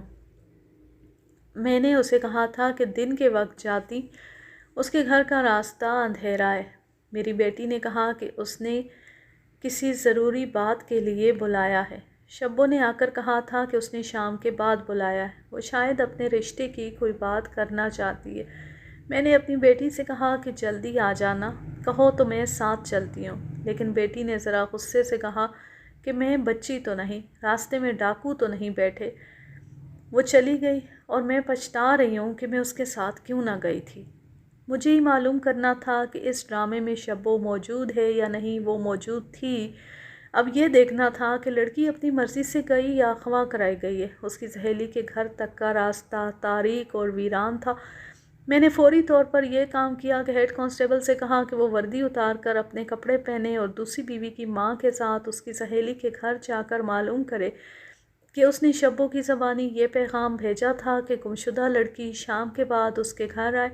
ہیڈ کانسٹیبل اس عورت کو ساتھ لے کر چلا گیا۔ میں نے مقتول کی پہلی بیوی کو بلا لیا۔ تم نے مجھے بتایا نہیں کہ تمہارا ایک بیٹا بھی ہے؟ اس گھریلو عورت کے چہرے پر گھبراہٹ آ گئی اور خاموش رہی۔ میں نے سنا ہے کہ وہ گھر گھاٹ کا نہیں رہا۔ خدا نے تمہاری قسمت میں دکھ ہی دکھ لکھے ہیں۔ پہلا خاوند مر گیا، خدا نے ایک بیٹا دیا، وہ کسی کام کا نہ نکلا، دوسرے خاوند سے اولاد نہ ہوئی، اور اس نے بڑھاپے میں آ کر یہ دکھ دیا کہ دوسری شادی کر لی، پھر وہ زندہ ہی نہ رہا۔ اس کے آنسو بہہ نکلے۔ میں نے اسے جذبات میں الجھا لیا۔ بہت دیر اس کے ساتھ جذباتی باتیں کر کے میں اسے نہایت آہستہ آہستہ اس کے بیٹے آسی کی طرف لایا۔ اس نے التجا کے لہجے میں پوچھا، آپ اسے قتل کے شک میں پکڑ تو نہیں لیں گے؟ اس بیچارے کا قتل کے ساتھ کیا تعلق ہو سکتا ہے؟ میں نے ایسے پرخلوص لہجے میں کہا کہ جیسے اسے لگے کہ میں آسی پر بالکل شک نہیں کر رہا۔ میں نے آسی کی بات صرف اس لیے چھیڑ دی ہے کہ پہلے خاوند سے تمہارا ایک بچہ پیدا ہوا، دوسرے خاوند سے تم بے اولاد رہیں، اس سے یہ ظاہر ہوتا ہے کہ مقتول کو خدا نے یہ وصف نہیں دیا تھا، اس نے دوسری شادی کر کے غلطی کی تھی۔ یہ تو میں نے بھی اسے کہا تھا، لیکن میں اس کی خواہش رد نہ کر سکی۔ میں جانتی تھی کہ دوسری بیوی سے بھی اس کی اولاد نہیں ہوگی۔ لڑکی والوں نے جائیداد کے لالچ میں لڑکی دے دی تھی۔ اب تم تنہا رہ گئی ہو۔ اگر مجھے تمہارا بیٹا مل جائے تو میں اسے سمجھا بجھا کر یا ڈرا دھمکا کر تمہارے قدموں میں بٹھا دوں۔ اسے سمجھانے یا ڈرانے کی ضرورت نہیں، وہ مجھ سے نہیں بھاگا، اپنے سوتیلے باپ نے اسے بھگایا تھا۔ اس معصوم کے ساتھ میرے دوسرے خاوند نے ایسا برا سلوک کیا کہ آج بچہ مجھے نظر نہیں آتا۔ اس نے اپنے بچے کی اخلاقی تباہی کی داستان یوں سنائی کہ آسی اپنے باپ کا پہلا بچہ تھا، اس لیے باپ نے اسے بہت زیادہ پیار دیا۔ بچہ اس پیار کا عادی اور نشئی ہو گیا۔ بدقسمتی یہ ہوئی کہ وہ 4 سال کا ہوا تو باپ مر گیا۔ بچے کو سنبھالنا مشکل ہو گیا۔ وہ اپنے باپ کو اور اس کے پیار کو ڈھونڈتا تھا۔ ماں نے باپ بننے کی کوشش کی جو بچے کا دل نہ بہلا سکی۔ 1.5 سال بعد اس عورت کی شادی مقتول کے ساتھ کر دی گئی۔ بچہ ساتھ تھا۔ مقتول نے بچے کے سر پر ہاتھ رکھا، مگر بچے کا مطالبہ بڑا سخت تھا۔ پہلے پہل مقتول نے بچے کی ماں کی منت سماجت پر بچے کو پیار دینے اور اس کی ہر ضد پوری کرنے کی کوشش کی، مگر بچہ سنبھل نہ سکا۔ مقتول آخر سوتیلا باپ تھا، خون کا رشتہ تو تھا نہیں۔ وہ بچے سے تنگ آ گیا، اس نے بچے کو مارنا پیٹنا شروع کر دیا۔ ماں بچے کو سینے سے لگاتی تھی تو بھی کچھ اثر نہ ہوتا تھا۔ 2 سال بعد بچے کو اسکول میں داخل کرایا تو اس نے قیامت کھڑی کر دی۔ اس زمانے میں تعلیم تو اچھی ہوتی تھی، لیکن استاد بچوں کو ظالمانہ سزا دیتے تھے۔ بچہ اسکول میں روتا یا وہاں سے بھاگتا تھا تو اسے استاد پیٹتا تھا، گھر میں باپ اسے پیٹتا تھا۔ رات کو بچہ ماں کے ساتھ لگ کر سوتا تھا۔ بچہ 11-12 سال کا ہو گیا، مقتول کی کوئی اولاد نہ ہوئی۔ اس نے اپنی بیوی کا علاج شروع کروا دیا۔ آسی اب سیانہ ہو گیا تھا اور پوری طرح آوارہ۔ مقتول کے ساتھ اس کی بول چال بند ہو چکی تھی۔ مقتول نے اسے دکان پر بٹھانے کی کوشش کی، لیکن آسی اب اسے پریشان کر کے خوش ہوتا تھا۔ اسے ماموں نے بھی سنبھالنے کی کوشش کی اور اسے اپنے گھر رکھنا چاہا، مگر وہ ماں سے الگ نہیں رہ سکتا تھا۔ مقتول کی توجہ اب اس پر لگی ہوئی تھی کہ اس کی اپنی اولاد ہو۔ آسی کی ماں نے اسے کہا کہ آسی کو ہی اپنا بچہ سمجھ لو۔ مقتول کو یہ منظور نہ تھا۔ 13-14 سال کی عمر میں بچہ راتوں کو باہر رہنے لگا، دن کو تو اکثر غائب رہتا۔ اس کی پڑھائی ختم ہو چکی تھی۔ مقتول اپنے کاروبار کے لیے نکل جاتا تو آسی اپنی ماں کے پاس آتا اور کچھ دیر گزار کر چلا جاتا تھا۔ ایک روز مقتول گھر آیا تو آسی گھر میں تھا۔ اس نے آسی سے کہا کہ وہ یہاں سے نکل جائے اور آئندہ اس گھر میں نہ آئے۔ اسی نے اسے کہا کہ وہ اپنی ماں کے پاس آتا ہے اور اس گھر کے پانی کے گھونٹ کو بھی حرام سمجھتا ہے۔ اس کی ماں نے مقتول کی منت کی کہ وہ ایسا ظلم نہ کرے۔ مقتول نے اسے بتایا کہ اس لڑکے نے سارے خاندان کو بدنام کر دیا ہے۔ اتنی سی عمر میں یہ تکیے پر جاتا ہے، چرس پیتا ہے اور ہنڈوں بدماشوں کے ساتھ اس کا دوستانہ ہے۔ ماں آخر ماں تھی۔ اس نے مقتول سے کہا کہ لڑکے کو اس حال تک اسی نے پہنچایا ہے۔ اس پر میاں بیوی میں تو میں ہو گئی۔ آسی اب بدماشی میں داخل ہو چکا تھا۔ اس نے مقتول سے کہا، تم میری ماں کے خاوند ہو، میرے کچھ نہیں لگتے۔ اگر تم نے میری ماں کو ذرا سی بھی تکلیف پہنچائی تو تمہیں زندہ نہیں چھوڑوں گا۔ اب ذرا ہوش سے بات کرنا۔ وہ اس گھر سے پھر ہمیشہ کے لیے چلا گیا۔ ماں کو معلوم نہیں تھا کہ وہ کہاں گیا اور اب وہ کہاں رہتا ہے۔ 2-3 مہینے مقتول کی غیر حاضری میں ماں کے پاس آتا تھا، کچھ دیر اس کے پاس بیٹھتا اور پوچھتا تھا کہ اسے خاوند کی طرف سے کوئی تکلیف تو نہیں۔ ایک روز وہ آیا تو ماں کے منہ سے اپنے خاوند کے خلاف کوئی شکایت نکل گئی۔ شام کو خاوند گھر آیا، آسی جا چکا تھا۔ خاوند نے آسی کی ماں کو بتایا کہ آسی دکان پر گیا تھا اور اسے مقتول کو کہہ گیا تھا کہ میری ماں کو تنگ کرتے ہو، اگر باز نہ آئے تو پچھتاؤ گے۔ مقتول اس سے ڈر گیا تھا۔ آسی کی ماں نے اپنے خاوند سے معافی مانگی اور گھر میں سکون رکھنے کی خاطر خاوند سے کہا کہ وہ آئندہ آسی کو گھر میں نہیں آنے دے گی۔ مقتول آسی سے اتنا ڈر گیا تھا کہ اس نے اپنی بیوی سے کہا کہ اسے گھر میں داخل ہونے سے نہ روکنا۔ اس کے بعد مقتول نے اپنی بیوی کے ساتھ کوئی بدسلوکی نہ کی۔ آسی 2-3 مہینے آتا رہا۔ وہ عید سے ایک روز پہلے آیا اور ماں کے لیے کپڑے بھی لایا۔ ماں اسے سینے سے لگا کر روتی اور پیار کرتی تھی اور اسے کہتی تھی کہ وہ شریفوں کی طرح رہے تو اسے اپنے ماموں اپنے ساتھ لگا لیں گے، مگر آسی شریفوں کی زندگی سے دور نکل چکا تھا۔ مقتول بے اولاد رہا۔ اس کی اور آسی کی ماں کی جوانی ڈھل گئی۔ آسی پوری طرح جوان ہو گیا۔ پھر وہ دن آیا کہ مقتول نے 50 سال کی عمر میں دوسری شادی کر لی۔ نئی بیوی کو آئے 3-4 دن گزرے تھے کہ آسی آ گیا۔ اب وہ 24 سال کی عمر کا جوان آدمی تھا۔ اس نے ماں سے کہا کہ اس کے خاوند نے اسے اس عمر میں آ کر دکھ دیا ہے جسے آسی برداشت نہیں کر سکتا۔ ماں نے اسے بہت سمجھایا کہ مقتول نے اس کی مرضی سے دوسری شادی کی ہے کیونکہ وہ اولاد چاہتا ہے۔ آسی ٹھنڈا نہ ہوا۔ اس نے نئی بیوی سے کہا، اگر تم اپنے ماں باپ کے پاس چلی جاؤ تو تمہارے لیے اچھا رہے گا۔ جب تک میری ماں زندہ ہے میں تمہیں یہاں نہیں دیکھ سکتا۔ اگر مجھے پہلے پتہ چل جاتا تو میں تمہارے ماں باپ کو روک دیتا، تم بے گناہ ماری جاؤ گی۔ نئی بیوی رو پڑی۔ اس نے کہا کہ اس میں اس کا کوئی قصور نہیں، اس نے اپنے ماں باپ کا حکم مانا ہے۔ آسی چلا گیا تو اس کی ماں نے نئی بیوی کی منت سماجت کی کہ وہ خاوند کو نہ بتائے کہ آسی آیا تھا اور یہ دھمکیاں دے گیا ہے، مگر آسی دکان پر چلا گیا اور مقتول کو بھی دھمکیاں دے آیا۔ مقتول بہت پریشان تھا۔ اس کے بعد میں نے آسی کو نہیں دیکھا۔ اس کی ماں نے جذبات کی روانی میں ساری داستان سنا کر کہا، اسے پتہ چل جاتا کہ اس کی ماں اجڑ گئی ہے تو وہ اڑ کر پہنچتا۔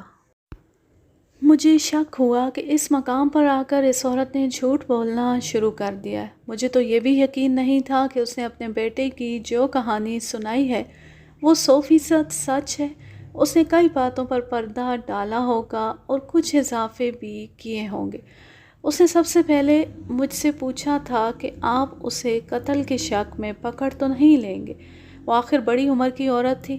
اس میں ممتا کے علاوہ اتنی عقل بھی تھی کہ اپنے بیٹے پر شک نہ ہونے دے۔ میرے دل میں شک پیدا ہو چکا تھا جو اس عورت نے پکا کرنا شروع کر دیا۔ مجھے معلوم ہو چکا تھا کہ آسی قتل سے 1 روز پہلے اور اس سے بھی پہلے شہر میں دیکھا گیا تھا۔ یہ ثبوت بھی مل چکا تھا کہ وہ شہر میں نہیں کہیں دور رہتا ہے۔ ماں کے ساتھ اس کا پیار بہت شدید تھا۔ میں نے ماں کا بیان بہت مختصر کر کے سنایا ہے۔ اگر تفصیل سے سناتا اور اس نے جو واقعات سنائے تھے تو آپ حیران رہ جاتے کہ ایسا آوارہ آدمی ماں کی کس طرح پوجا کرتا تھا۔ میں نے اندازہ کر لیا کہ یہ آدمی اپنی ماں کی ذرا سی تکلیف پر کئی قتل کر سکتا تھا۔ میرے پیش نظر یہ بھی تھا کہ اس کے اندر ظلم اور اذیت کوٹ کوٹ کر بھری ہوئی تھی اور وہ نفسیاتی مریض تھا۔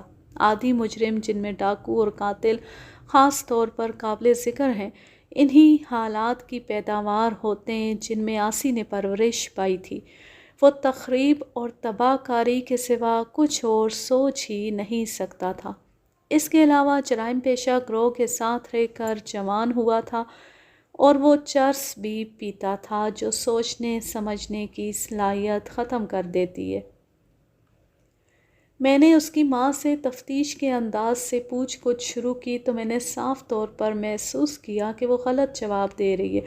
اس کے بعض جواب گول مول تھے اور بعض اس طرح ادھورے کہ آدھا جواب دینے کے بعد وہ بڑبڑا کر خاموش ہو جاتی۔ اس کے اس رویے نے مجھے اتنا پریشان کر دیا کہ میں نے اسے جھنجھلا کر کہا، اگر تمہیں اپنے بیٹے کا اتنا زیادہ خیال تھا تو پہلی کہہ دیتی کہ وہ لڑک پن میں گھر سے غائب ہوا اور پھر کبھی نظر نہیں آیا۔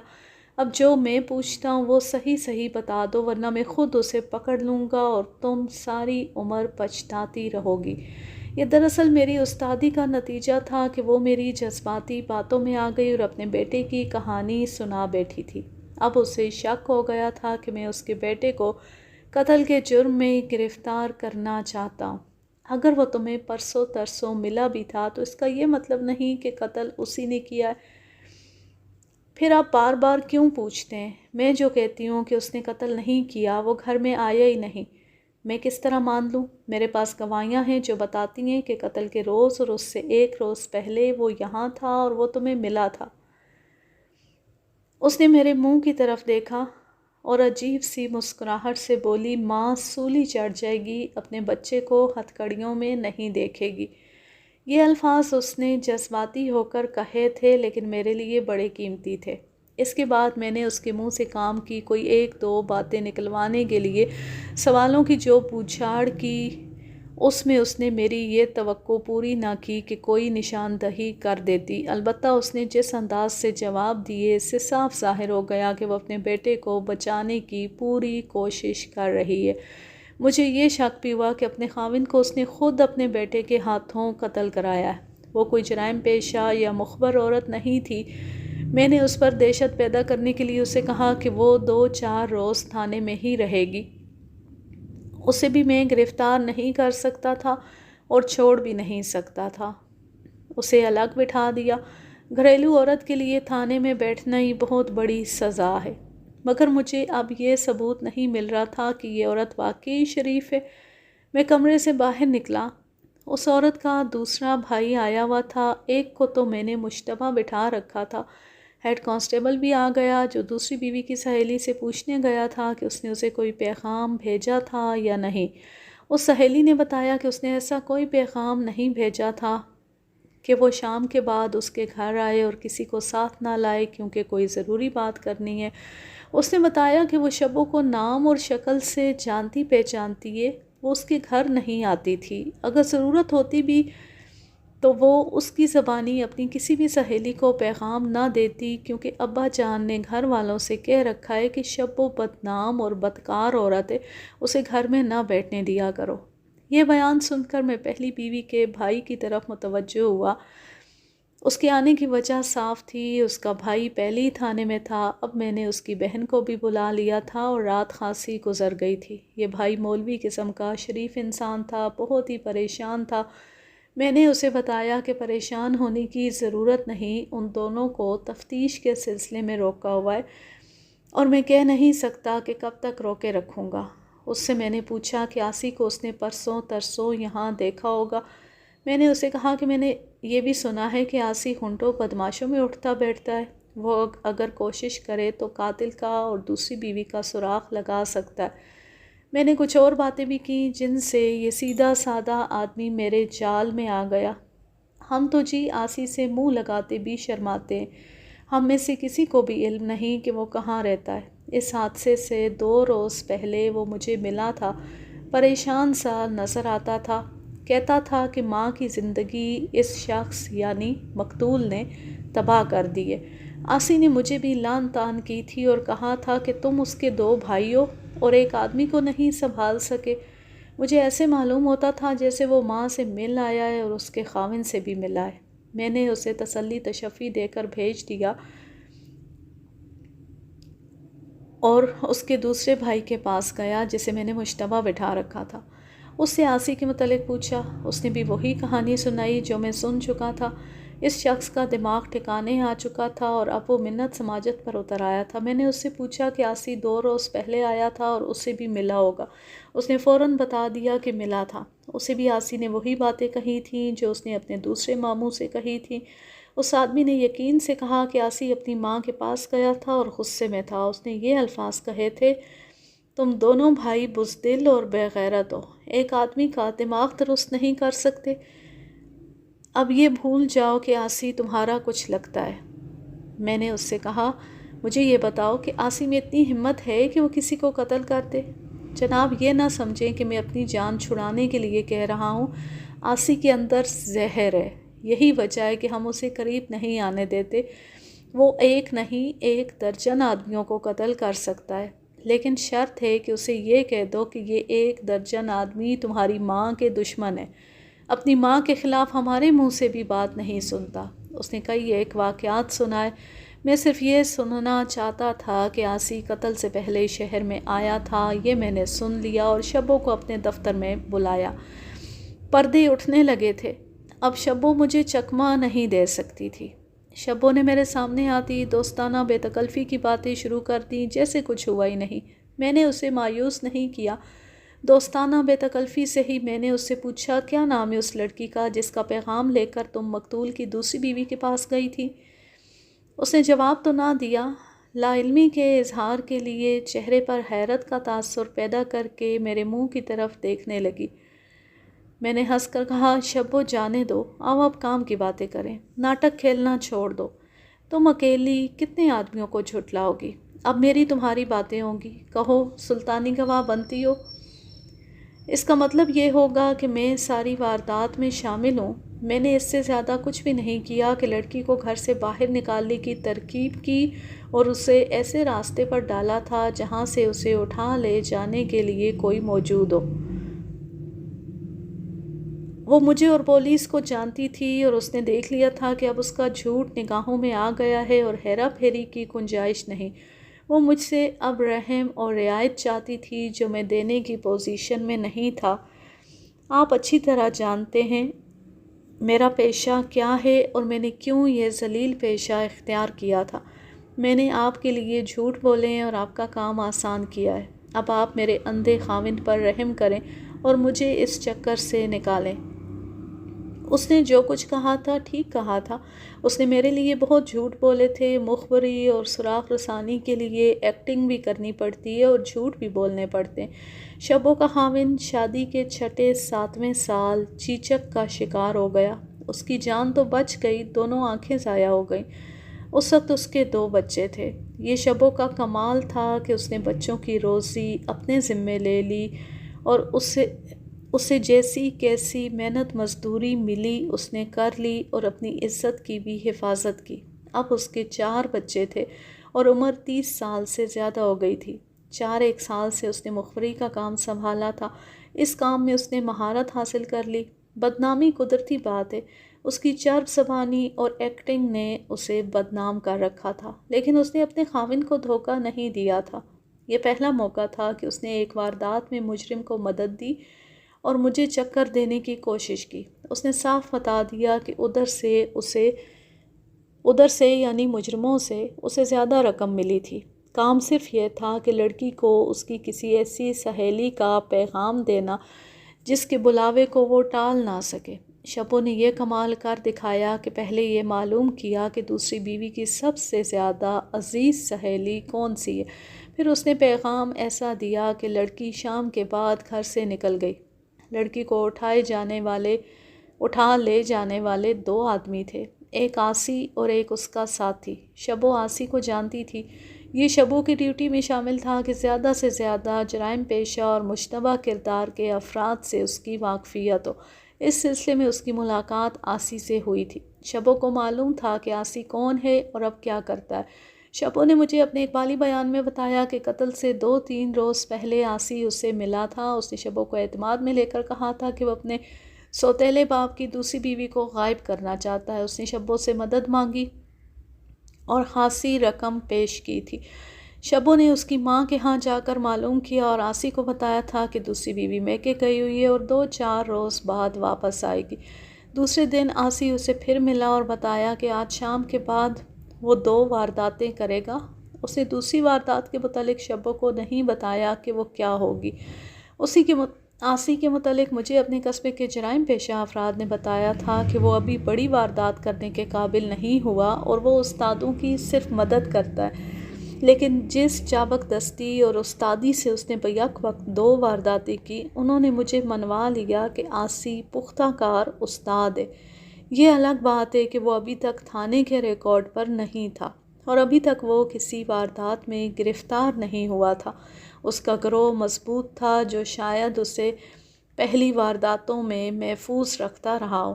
اس کی ان 2 وارداتوں کی میں باریک تفصیلات سنانے سے گریز کروں گا کیونکہ یہ بہت طویل ہیں اور طوالت کے علاوہ میں کسی کو وارداتیں کرنے کی ٹریننگ بھی نہیں دینا چاہتا۔ اس نے دونوں کے اوقات کی ایسی پابندی کی کہ دونوں میں کامیاب رہا۔ شبو نے بتایا کہ اسے یہی علم تھا کہ اس کے ساتھ ایک آدمی اور بھی تھا۔ اس نے اسے نہیں دیکھا۔ اس نے لڑکی کو اس کی سہیلی کا جھوٹا پیغام دیا جو اس قسم کا تھا کہ وہ کوئی ذاتی بات کرنا چاہتی ہے اور کہتی ہے کہ اکیلی آنا۔ وہ گہری اور ہمراز سہیلیاں تھیں۔ شبو نے ایسے انداز سے اسے جال میں پھانسا تھا کہ لڑکی اندھیرے راستے پر چلی گئی اور واپس نہ آ سکی۔ دوسرے دن شبو کو پتہ چلا کہ اس لڑکی کا 50 سالہ خاوند بھی قتل ہو چکا ہے۔ اسے یاد آیا کہ آسی نے اسے کہا تھا کہ وہ 2 وارداتیں کرے گا۔ اسے یقین تھا کہ قتل بھی اسی نے کیا ہے۔ میں نے شبو کو جرح اور سوال در سوال کی چکی میں پیسنا شروع کیا، بہت زیادہ وقت صرف کیا۔ میرا خیال تھا کہ وہ قتل کی واردات میں ملوث ہونے سے بچنے کی کوشش کر رہی ہے، مگر جو کچھ وہ بتا چکی تھی اس سے زیادہ میں اس سے نہ اگلوا سکا۔ مقدمہ قائم کرنے کے لیے مجھے جن باتوں کی ضرورت تھی وہ معلوم کر لیں۔ اب میرے سامنے یہ سوال تھا کہ ان دونوں وارداتوں میں آسی کی ماں کا بھی ہاتھ ہے یا نہیں۔ یہ شک بھی تھا کہ آسی کے اس ماموں کا ہاتھ بھی ہو سکتا ہے جسے میں نے مشتبہ بٹھا رکھا تھا۔ مجھے آسی کو بھی ڈھونڈنا تھا۔ یاد نہیں کہ یہ قتل اور اغوا کے بعد کا 4تھا دن تھا یا زیادہ دن گزر گئے تھے۔ میرے پاس مصدقہ پوسٹ مارٹم رپورٹ آ گئی۔ ماہرین نے لکھ دیا تھا کہ موت حرکت قلب بند ہونے سے نہیں، سانس رکنے سے واقع ہوئی ہے اور قتل کھانے کے 1.5 یا 2 گھنٹے بعد ہوا ہے۔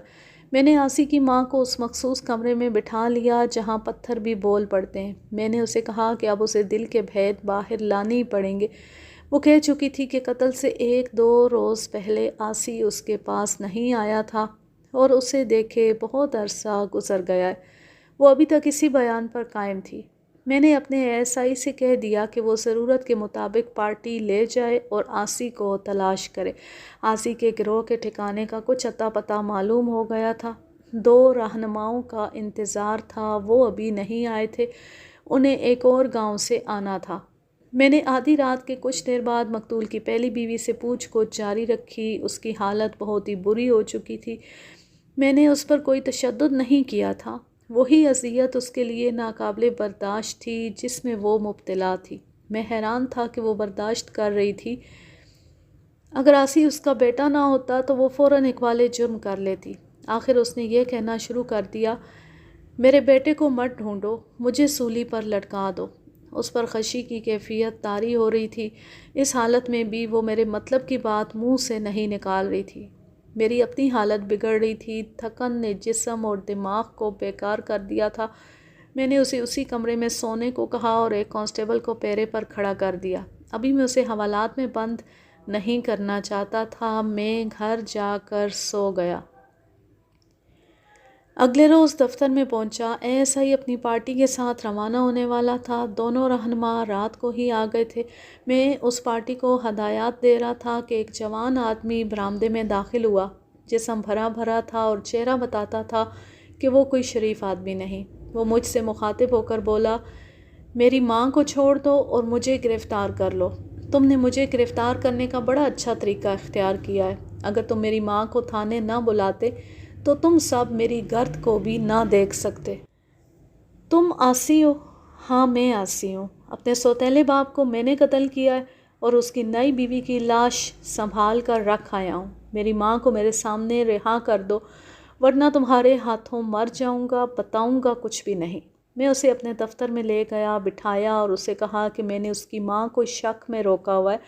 اس نے کہا کہ میں تمہارے تمام شکوک رفع کر دوں گا، میری ماں کو چھوڑ دو۔ میں نے اس کی ماں کو بلوایا، وہ آئی تو اپنے بیٹے کے ساتھ لپٹ گئی۔ آسی نے کہا، تم گھر جاؤ امی، میں تمہیں چھڑانے آیا ہوں۔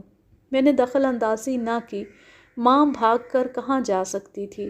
وہ وہاں سے جا ہی نہیں رہی تھی، کہتی تھی کہ بیٹے کے ساتھ جاؤں گی۔ میں نے اسی بہانے اسے دوسرے کمرے میں بٹھا دیا۔ آسی نے مجھے کہا کہ تم نے میرے ایک ماموں کو بھی بٹھا رکھا ہے، اسے بھی چھوڑ دو۔ وہ تو بغیرت اور بزدل آدمی ہے، وہ کسی کو کیا قتل کرے گا، اسے بھی بلاؤ۔ سنو آسی، پولیس کپتان بننے کی کوشش نہ کرو، مجھ پر حکم چلانے آئے ہو۔ میری ماں کو چھوڑ دو، میرے ماموں کو چھوڑ دو۔ تم تھانے میں بیٹھے ہو، کہاں کے استاد ہو؟ میں تمہاری ماں کو حوالات میں بند کر دوں گا۔ شبو پہلی میرے پاس ہے، تمہارے خلاف شہادت مکمل ہے۔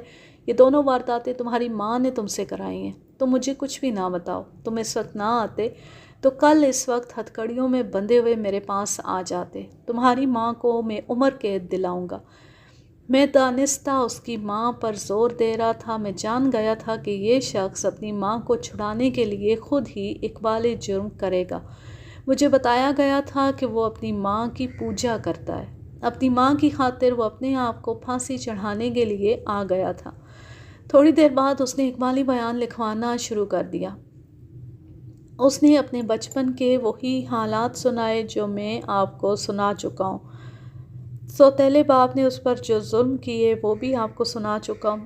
اس شخص کے خلاف آسی کے دل میں اتنی نفرت پیدا ہو گئی تھی کہ اسے وہ قتل کرنا چاہتا تھا۔ آسی کے مظالم نے اسے گھر سے بھگایا تھا۔ وہ پہلے آوارہ لڑکوں کے ساتھ اٹھتا بیٹھتا رہا، پھر وہ جواریوں کی منڈلی میں گیا اور وہاں سے وہ رازنوں اور ڈکیتوں کے ایک گروہ میں جا شامل ہوا۔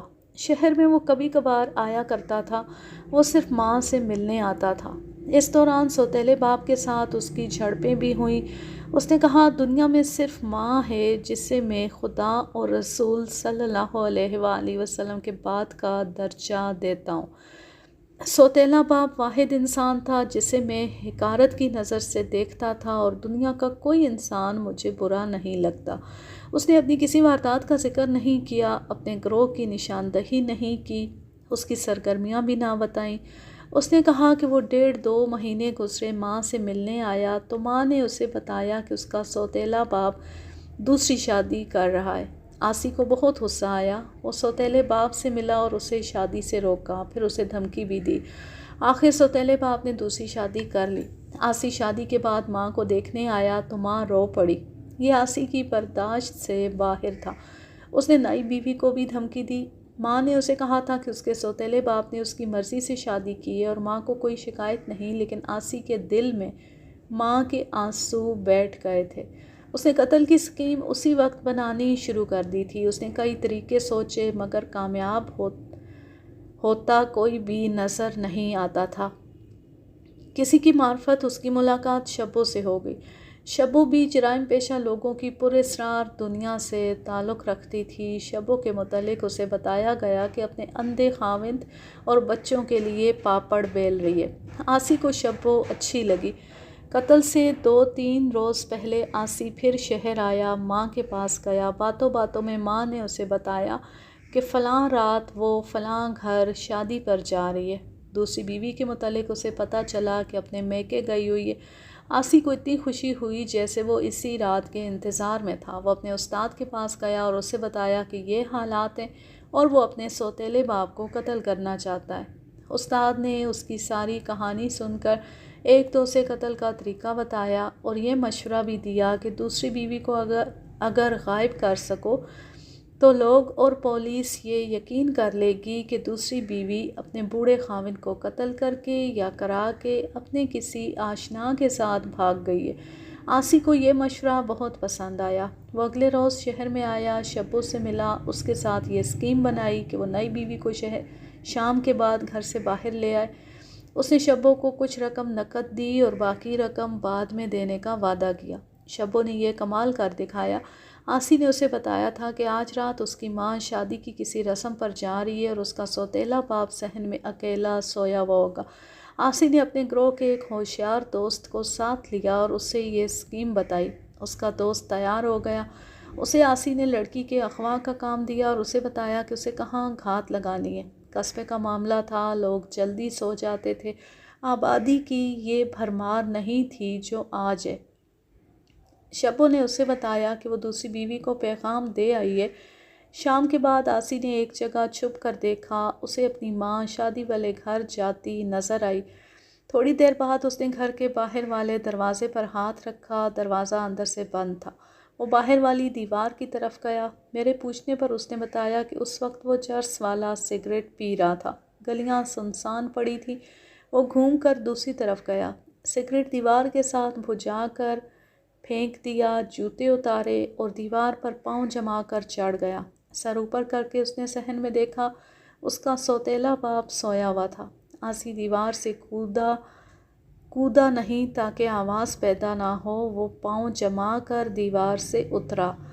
سوئے ہوئے سوتیلے باپ کے سرہانے کی طرف جا کر اس نے ساتھ والی چارپائی سے تکیہ اٹھایا اور سوتیلے باپ کے منہ پر رکھ کر اوپر اس طرح بیٹھ گیا کہ دونوں گھٹنے تکیے کے اوپر رکھے اور ہاتھ اپنے شکار کے سینے پر رکھ کر جسم کا پورا وزن ڈال دیا۔ مقتول بہت تڑپا۔ وہ جب بے بس ہو گیا تو آسی نے اس کی نبض اور دل کی حرکت دیکھی۔ یہ یقین کر کے کہ وہ مر گیا، اس نے دروازہ کھولا اور باہر نکل گیا۔ گھوم کر وہ پھر دیوار کی طرف گیا، جوتے پہنے اور بہت تیز چلتا برساتی نالے کے پار دوسری بیوی کی آبادی میں گیا۔ اس لڑکی کی قسمت بہت ہی بری تھی۔ وہ شام ہوتی گھر سے نکلنے کی بجائے دیر سے نکلی۔ اتفاق دیکھیں کہ وہ اس وقت اس جگہ پہنچی جہاں سے اغوا ہونا تھا جب آسی بھی پہنچ چکا تھا۔ آسی نے لڑکی پر خیز پھینکا، پھر اس کے منہ پر ہاتھ رکھا اور اپنے ساتھی کے ساتھ مل کر انہوں نے لڑکی کو اٹھا لیا۔ آبادی سے دور جا کر انہوں نے لڑکی کو چلنے پر مجبور کیا۔ صبح تک وہ لڑکی کو اپنے خفیہ ٹھکانے تک پہنچا چکے تھے۔ آسی کو اپنی ماں کے متعلق فکر تھی۔ وہ اگلی شام شہر میں آیا اور پولیس کی سرگرمی دیکھتا رہا۔ اس نے ایک مخبر کو بھی استعمال کیا تھا۔ پھر اسے پتہ چلا کہ اس کی ماں کو تھانے بلایا گیا ہے۔ اس نے تھانے پر نظر رکھی۔ میرے کسی مخبر نے اسے بتایا تھا کہ اس کی ماں کو شک میں حراست میں لے لیا گیا ہے اور تھانے دار کہتا ہے کہ خاوند کو اس عورت نے قتل کیا ہے یا کروایا ہے۔ اس نے کسی کی معرفت میرے کسی کانسٹیبل سے ماں کے متعلق پتہ کرایا۔